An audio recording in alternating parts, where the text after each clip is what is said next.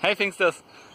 How to really find clients on freelancing platforms such as Upwork, freelancer.com or Topcoder. This is a very good question, and in this video I want to answer this question with a very short idea that I got from the book from the book 10X from Grant Cardone. And he invented the concept of massive action, so to say. And I just wanted to share this because it's a simple idea, but it's really powerful to find clients as well. And this application, applying this idea to finding clients on the freelancer platform is, in my experience, very effective way of finding clients.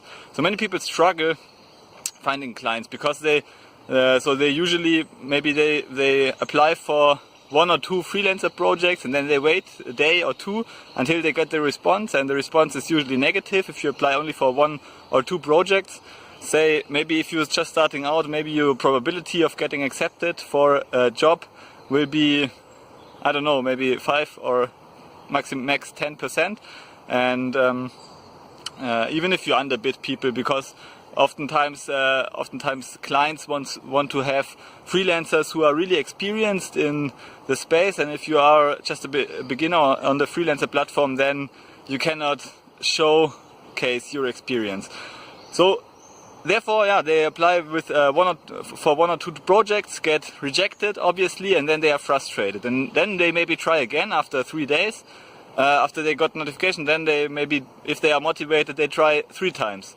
And then they get rejected for all projects. And then if they are really committed, they maybe apply again two or three times and get rejected again. And then they are really frustrated and argue that it's not possible to earn money on the freelancer platform. So this is a very, very common pattern. But actually, so if you just realize that the acceptance rate will be 10% or less. So in research, I was a computer science researcher doing a PhD program, and there we often submitted research papers to good conferences, and the acceptance rate for these papers was maybe 10% or 15% max. So really good conferences, and I mean, if the acceptance rate is 10 or 15%, even if you have a very good paper, you will be rejected most of the times, and you should not be discouraged by this fact. The only answer to this is massive action. Just submit 10 times, and then you are more or less sure that you will be accepted one time. So if you want, so for example, in a PhD program, if you want to write four papers in the PhD program, then you should maybe submit 20 papers to conferences, and then 16 would be rejected and 4 would be accepted. And it's really the same for finding clients as a Python freelancer. And I just want to encourage you to apply for 10 projects at once, or even more. So do massive action. And if you apply for 10 projects, then you will be accepted by 1 or max 2. Maybe, I mean, in the worst case, so to say, you will be accepted by all 10.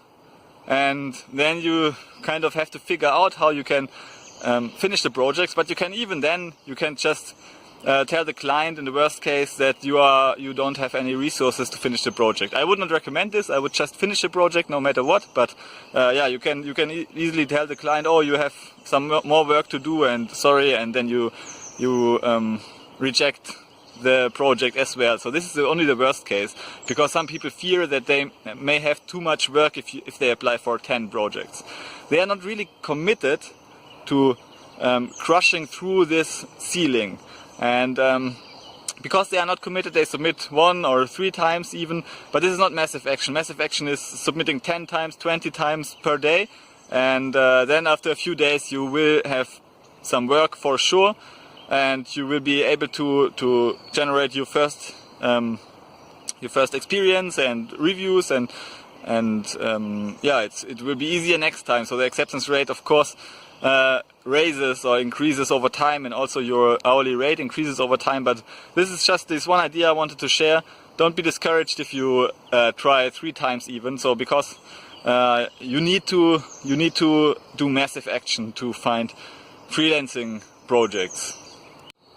If you are interested in becoming a Python freelancer and you are committed to massive action and to your progress, even if you are a beginner programmer, and if you want to work from the comfort of your own home, then feel free to check out my free webinar. I give you a whole picture about the state of the art in Python freelancing, how much you can expect to earn, how you can increase your hourly rate, and yeah, how you exactly proceed in finding clients and applying for Upwork and so on. So it's a very, I think 360-degree view on the Python freelancing space.